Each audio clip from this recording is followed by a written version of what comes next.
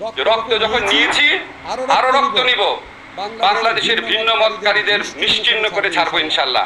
আজকে শোক দিবস পালন করেন, রসিকতা করেন জাতির সাথে।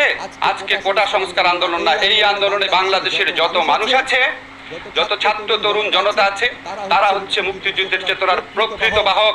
আমি ঘুমাতে পারি না যখন আমি শহীদ মুগ্ধর গল্প পড়ি।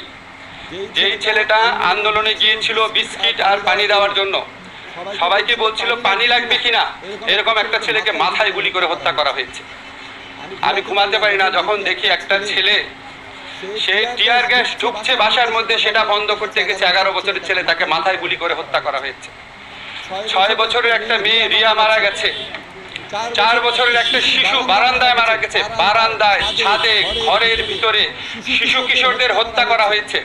আজকে এই 6টা ফুল যে ঝরে গেছে, আজকে যে 19টা অপ্রাপ্তবয়স্ক মানুষ মারা